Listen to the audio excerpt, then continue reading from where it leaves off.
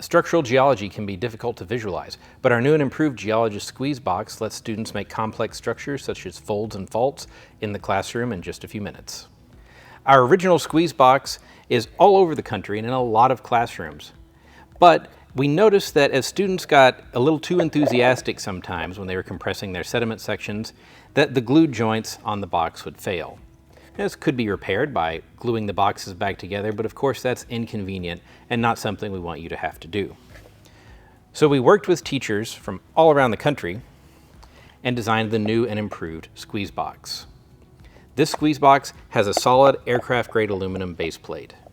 It also has aluminum spreaders at the top that make the box very, very rigid and quite a bit more weighty to help it stay on the table. The front and the back panels are now 100% clear acrylic instead of windowed, and the front panel is removable with no tools, just using these thumb nuts.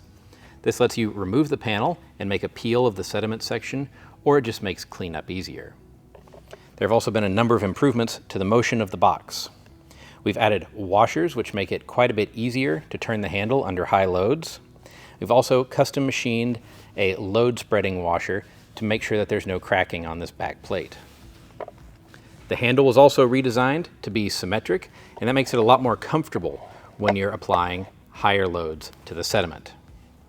So overall, this is a vast improvement on the original squeeze box, and we have quite a few of these in the classroom and a lot of happy students. To run an experiment, you just make sure that the push plate is in whatever position you'd like to start. In this case, I'm going to run a compression experiment. So I've run the plate most of the way back towards the right side of the squeeze box, but you could of course start with it further in and do an extension experiment as well. Then all you need are some color contrasting materials to put in. Sand, colored sand, flour, coffee, lots of things work. It's really whatever you have on hand. I'm going to start out by putting a layer of sand in. This is just play sand from the home store. And you can pick the box up and shake it a little bit to get that layer nice and flat. You may also find it useful to use a putty knife. I'm going to take some colored sand that I found at the craft store. It was about $3 for the jar. And I'm going to pour it in. And you obviously don't want to waste your colored sand, but you need to get a thick enough layer that you can actually see it. And you can shake it a little bit, or maybe you want to come in with a putty knife and try to flatten it out a little bit, whatever works best for you.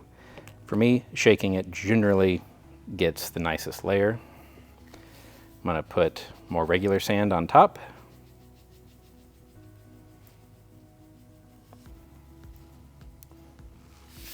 In this kind of experiment, we're really not changing the mechanical properties of the layers that much. We're using sand for all the layers. You can certainly use different materials as well. Now I'm going to get a nice blue, deep blue layer in here.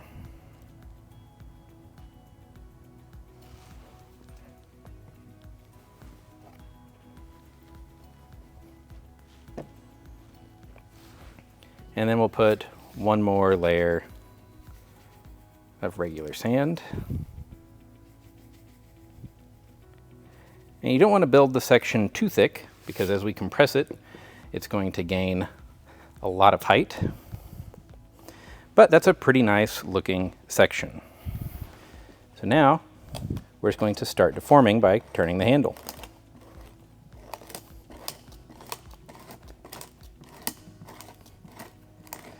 And depending on how your students configure everything and what materials you're using, you can generate folds, faults.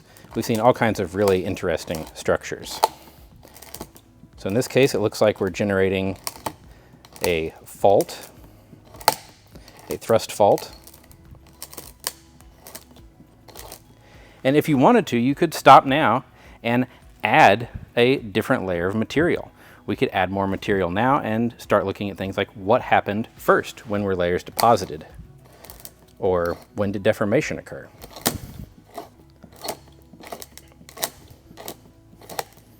you can get quite a lot of strain on these layers. Now we're getting some in echelon faulting.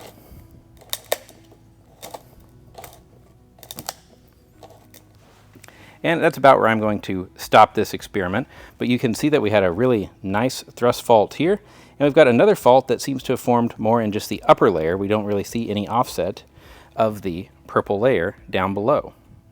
So this is a really nice example of the kinds of structures you can generate in the classroom in just a couple of minutes. Add the Geologist squeeze box to your lab activity lineup today. There are already pre-written assignments that you can download from our website that are fully editable.